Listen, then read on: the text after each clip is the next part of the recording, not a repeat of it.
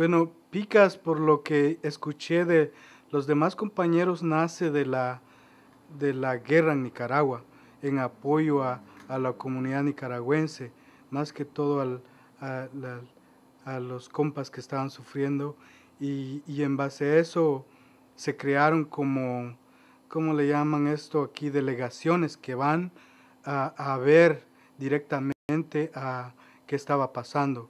Y estas delegaciones llegaban como a reportar y a dar un informe de la dura situación que se encuentran allá.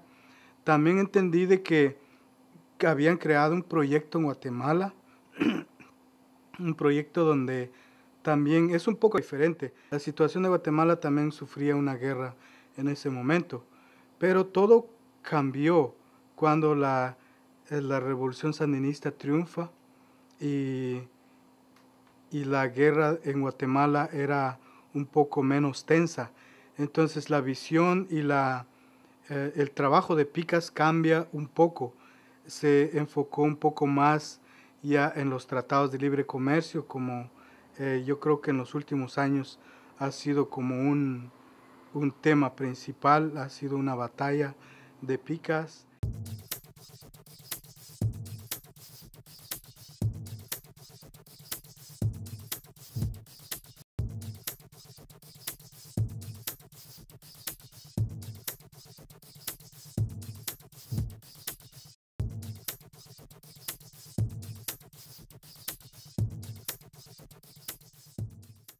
So one of PCASC, there was PCASC the organization, but then there was also what spun off from PCASC. So there was a teachers committee on Central America, and there was a committee on health rights in Central America, and there was a labor committee.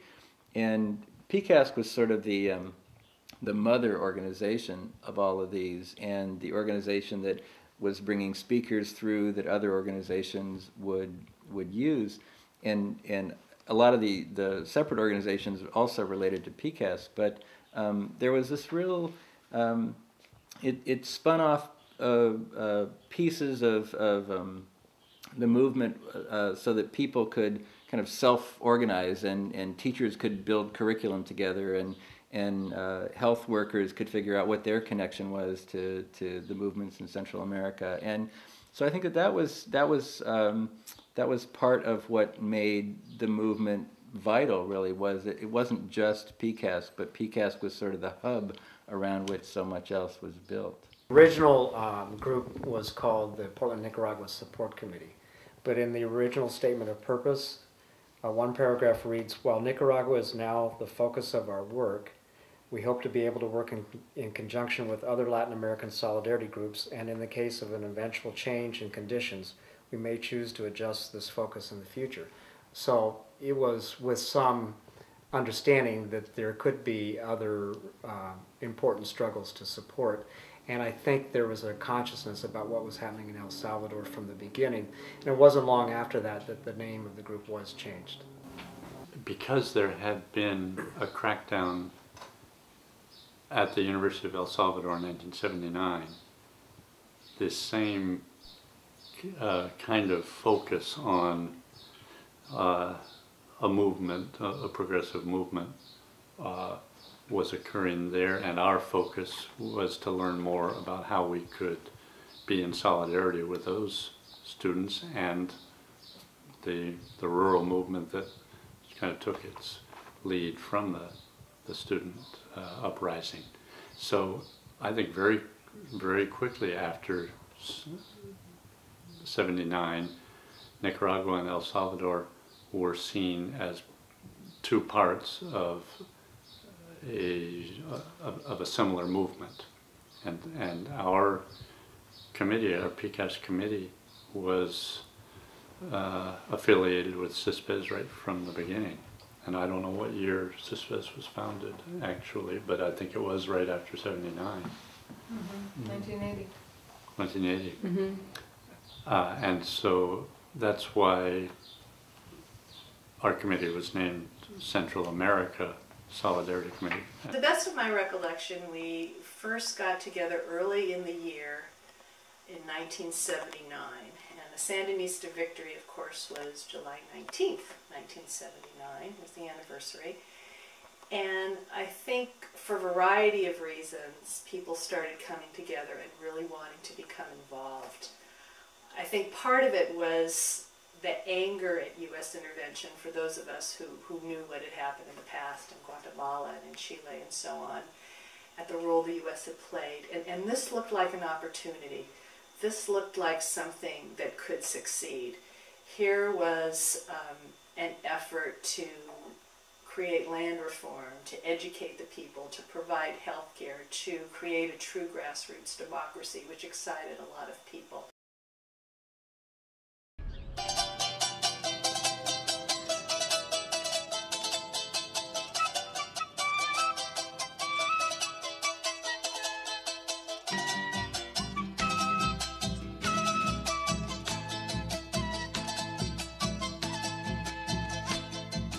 Somos americanos, somos hermanos, señores. Tenemos las mismas flores, tenemos las mismas manos. Si somos americanos, seremos buenos vecinos. Compartiremos el trigo, seremos buenos hermanos. Bailaremos marinera, respalos a samba y son. Si somos americanos, seremos una canción. Si somos americanos, seremos una canción.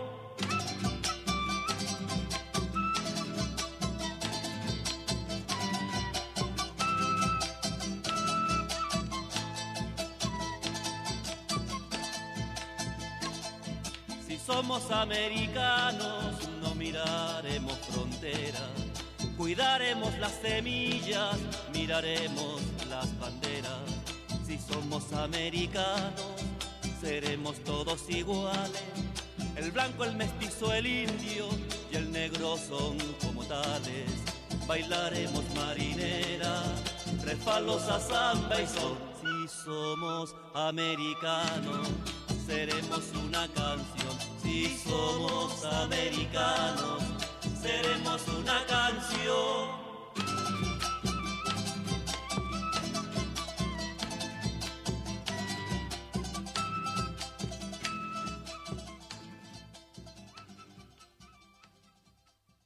I think a memorable event for me was when John's brother was killed, Ben. We heard, it was confirmed that Ben was killed, and that I had not known anyone personally who had been killed in the wars in Central America and had been killed in the Contra War. Pretty much, I knew that what Ben would have wanted us to do was to speak out against the war, because he, being the first U.S. citizen who'd been killed by the Contras, brought home to millions of people in this country. You know, it was on the news. It was in the front page of the newspaper, and people would see not only pictures of Ben, engineer, clown, you know, somebody who they could relate to, but they'd see pictures of my parents, my sister, myself, and you need that to make a death become real. And when Nicaraguans had been killed, even the numbers we were only vaguely aware of, but you know, even if somebody tells you 10,000 Nicaraguans have been killed, or 15,000, those were the numbers that we in the Solidarity movement were aware of, and maybe every now and then something would make it into the media, but you never heard their names. I mean, none of us knew the names of a single Nicaraguan who had been killed, any more than we today know the names of Iraqis who've been killed, you know, other than through some efforts of groups like AFSC to publicize those, and so we remember them for a second and then we forget them in a minute, the next minute. So it became real, and night after night there was some publicity given towards it, especially here in Portland. And so the four of us Linders decided to go on a tour around the country, and it also took us into Canada. And here locally, PCASC helped a lot, especially with touring around the Northwest. Nationally, it was the Nicaragua Network, the Quixote Center, and Witness for Peace. And we spoke, I think, probably more than 500 places. I mean, I know I was going for 6 months, and I spoke in another place every 2 or 3 days. And our request to those sponsoring organizations and to the tour office in Washington, D.C. was that we go to people that might. Ben's work was rooted in a strong commitment to the changes he had seen taking place in Nicaragua. He and his co-worker, Mira Brown, had produced a slideshow that described many of their beliefs about the social and economic movement of the country away from a brutal dictatorship towards a framework where people could meaningfully participate in decisions concerning their work and their own lives. They talked about how their work would advance the rural Nicaraguans' capacity for self-determination. As a way of promoting health awareness, Ben rode his unicycle, dressed as a clown, through the streets of El Cuan in a Pied Piper fashion, with children following him to the health clinic. The children knew Ben in a northern Nicaraguan town. They remember him well, he was the clown. His unicycle led the parade through the dusty streets of that tropical day. And all the wide-eyed children he passed by, they were joining him as he led the cry. He said, come to the clinic and get your shots. Death to the measles, death to the smallpox. The children knew Ben. The children knew Ben. And in the school, there is a light. There is water that turns the mill round and around. Learning to read, learning to write. Pushing away. What's clowning like in Nicaragua? Myself, several members from a musical group would arrive in a neighborhood. They'd start playing their instruments. I'd get out my judging equipment and juggling. And within 30 seconds, there were 20 or 30 kids who said, whoa, what's this? The clowns have finally come to our neighborhood. And to see the joy on their faces as they were running around pulling on us. A lot of effort put into the circus. Here's a country of war.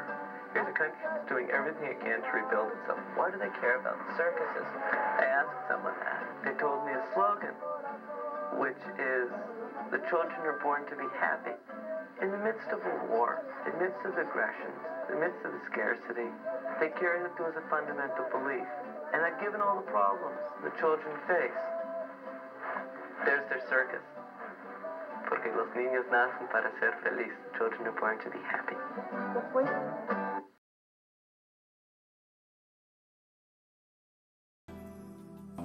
It was a moment in which PCASC and groups like it really did change history, because people in the United States, in their majority throughout the Contra War, were opposed to it. The United States needed to send its own troops down there. That would have been the way to defeat the Sandinistas if that were possible. But ultimately the Sandinistas defeated the Contras. Militarily, politically, the Contras couldn't come to power. But the revolution had been significantly weakened by years and years of attack after attack after attack, and the destruction of the economy. But politically, I think in this country, groups like PCASC won the battle for the hearts and minds of the American people. Do you hear me now? Get down, they get down, they get down. Good. I'm back in the building. That's the way they get down, they get down, they get down, they get down. Brooklyn,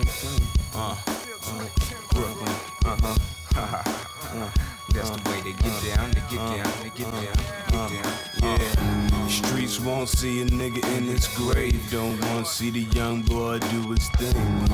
Either way, that's the way they get down, they get down, they get down, they get down. Look, all I see is dollar bills circulating. I don't know about you, but I'm about this cake. They hating, that's the way they get down, they get down, they get down, they get down. Yeah. Niggas murky for hood life. Therefore, late night, might have to circle the hood twice. They say what up, I reply what it look like. My situation isn't the best type, let's fight. I get the chase cut quicker when laced up. Rivers of this liquor, I waste cups, hate luck. I can hammer y'all up for the dialogue. You spitting what you living and dying for. How I'm on, take them off mode, digging this lost soul. Your dividends are frivolous, more so ridiculous wardrobe. Man, niggas sick of my full blow. Roll up on niggas like Fonto, pronto. Whoa, I'm entitled to hoes, so your bitch still buying my clothes. Rider, gotta get dough, a mil left, and I got about $1 to go. So the streets wanna see a nigga in his grave, don't wanna see the young boy do his thing. Either way, that's the way they get down, get down, get down. All I see is dollar bills circulating. I don't know about you, but I'm about this cake. They hate, and that's the way they get down, they get down, they get down, they get down. Oh, sad to give it up, luck ain't giving up here. One too many years, they don't remember to feel me. Since China doll, I was all kind of raw, absolved, pimping from my uncle, and I got him all. And it was sure worth it. But this life cycle might get short circuit. At your door lurking with the black hanky on the face and that black on black Yankee. I subtract snitches in this rap business. Well, basically, by the time that I get involved with PCASC in Central America, well, my country, you know, already has signed a peace treaty where, you know, the political military organization, they got involved with, I think, a representation of the United States and the government of El Salvador, and they signed an agreement, you know, to stop the civil war in El Salvador. So, but the situation is in our countries do not change. You know, it is more violence, and people, since they are already organized, they keep fighting for better living conditions. You know, the workers, they still trying to get organized, you know, they trying to get better salaries, you know, better economic packages on negotiations.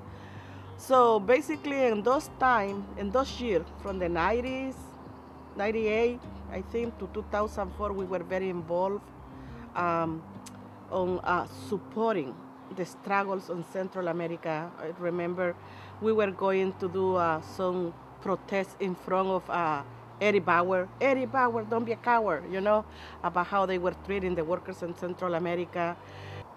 The first thing that I got involved with when we, right shortly after we got back from Mexico, was the Ruta 100 struggle. It was a big, kind of a public bus line in Mexico City, big, and they got privatized, and they got really, really pissed off. They put the government put the leader in prison, and these guys just fought like tigers. I saw a video of 1,000 guys in this huge room singing the Internationale. It was the rank and file of that union, and they wound up making a deal, but we were able to give them a little bit of support. Another thing was the border. Why don't you talk about the Hanyang? Yeah. This was probably 97 or 98. There were workers in Tijuana who were working for Hanyang, which is a Korean company, and they were making carriers for carrying cars, and they had to work in water. They were using electrical equipment in water.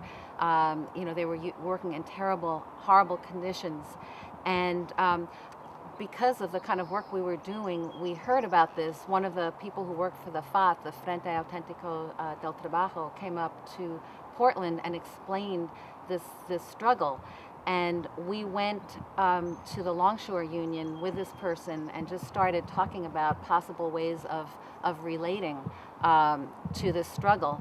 And it turned out, after a number of communications, that two workers from Hanyang, from the factory, came up to Portland, they were trying to form a union, and they were being totally brutalized and kept from forming their own democratic union. They're pushing in, the company was pushing in a sweetheart union.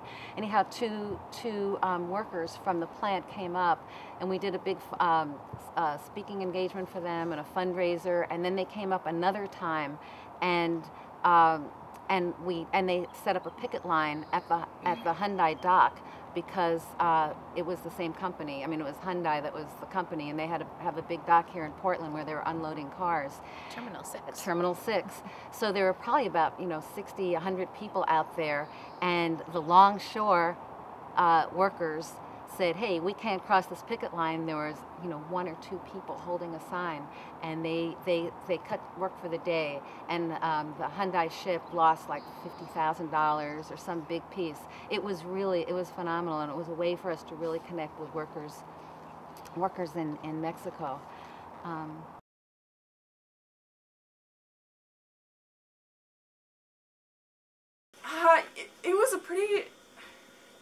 It was an exciting time, especially in the Northwest after Seattle. I mean, I wasn't in the Northwest, but when I came back to Oregon in 2002, there was just still this amazing sense of victory around Seattle and around the fact that PCASC and a lot of very, very grassroots organizing had successfully shut this thing down. We're just talking a little bit about the WTO, and that was, of course, a major thing. All the small things that we're talking about. Millers and others were rallying and marching. Thousands of mainly young people prevented the WTO from meeting the opening day by using civil disobedience. These protesters showed many that the WTO is fatally flawed and cannot be reformed. They put their bodies on the line. While we were protesting to help save a world where human needs come before corporate profit, the police attacked us brutally, especially after the labor march was over. And on Wednesday, over 500 of us were arrested, including me.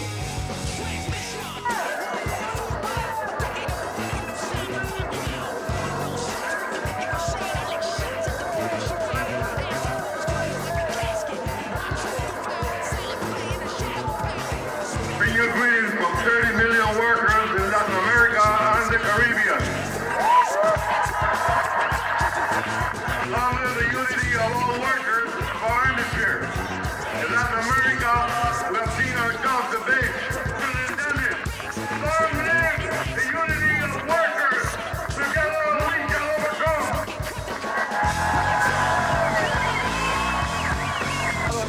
Chasing the kids down the street.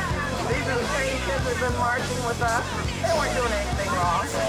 And they were tear gassing them, and I've never seen it before.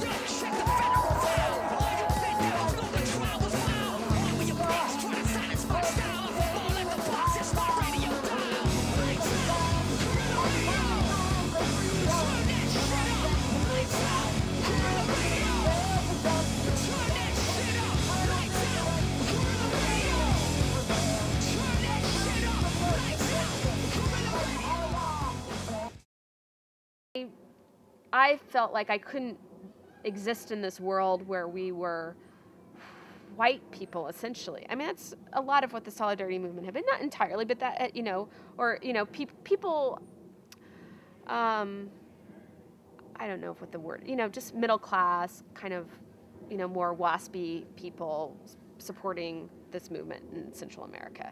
And that just didn't resonate with me, and I couldn't make sense of that inside myself. And I wanted to think about, when I work with people who worked in the fields or people who'd been refugees, and I felt like they had important things to contribute to the movement, and I wanted to know more about what they thought should be happening in the Solidarity movement. And that's how I got to know Romeo, and I helped to bring Romeo on board. And and I had a friendship with Martine and Gloria, and so just by continuing that dialogue and thinking together about, and then Lori and Dave have so much experience and background, and and labor work. And so, you know, just thinking about, okay, well, who would be interested in this, and would they want to play a role, and what could their role be? And maybe and so a little bit different, maybe, that instead of having someone be like someone who had to come to all the PCASC meetings, there might be someone who had like a particular role, like so Madeline Elder had was, you know, would be a person like that she didn't come to PCASC meetings, but she became an important person to, you know, for us to be thinking about, okay, so what would it look like for your union to have a relationship with the union in El Salvador? And some of the people who had been involved for years and years and years were moving on to other things in their lives as well. So it was a time to rekindle energy and look at things in new ways. Because there was also some dialogue around, should we just be about Central America? About Nicaragua, Guatemala, El Salvador, Honduras. Right. Costa Rica. Exactly. But then you know, and then the Zapatistas had their uprising in Mexico, and we had to deal with that. We couldn't like pretend that Mexico was somehow separate from Central America and ignore that, or that the immigrant rights movement wasn't a key and fundamental and a related part of the whole conversation. And I think we were required to open up to more ways of looking at, you know, the role of the Central America Solidarity Movement.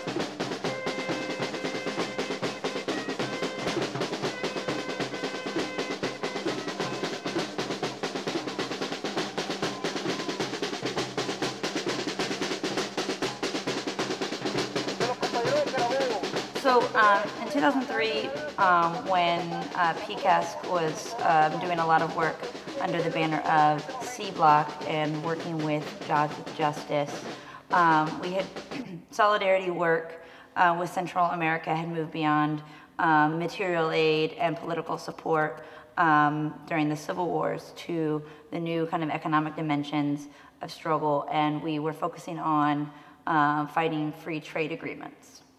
So in 2003, the whole world was watching what was going to happen with the Central American Free Trade Agreement. And we did popular education around these issues, both bringing leaders from Central America up to talk about their struggles against it, and also working with union leaders here in Portland to organize our representatives to vote against it. So I think one thing we forgot to mention that PCASC is doing, in addition to the work focusing on solidarity and learning from the social movements of Latin America in these times, I think we are at a historical time where immigration is a key issue in the United States. Much like I would imagine immigration was an issue right before the 1986 Immigration and Reform Control Act, I think now immigration is coming to a head and something's going to happen. I think PCASC has throughout the years definitely been in support of immigrants' rights and made the crucial connection between what is going on in Latin America economically, politically, socially, and immigration here in the United States. So I think we've very much been working to educate our communities about the links between immigration and NAFTA, the North American Free Trade Agreement that was signed in 1994. I just want to say that I am so inspired that there still is a PCASC, and I just want to thank all of you who are involved in PCASC in keeping alive this organization. And I think sometimes we underestimate the importance of organization, and the fact that PCASC has been going for 30 years is just absolutely remarkable, and the fact that people here now are keeping it alive, I take great inspiration.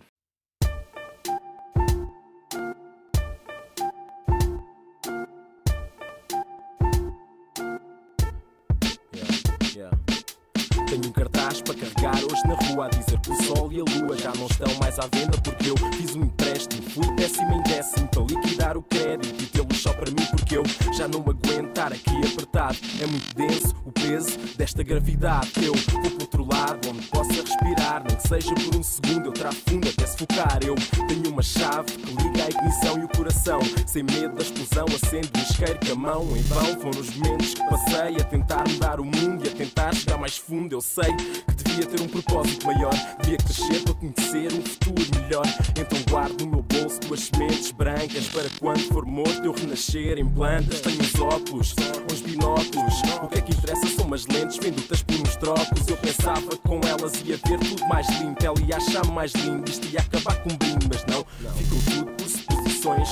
Rasgões dos corações como feridas de arpões, chuva de ferro, cai nos braços e eu berro. Já não tenho nada, tenho zero.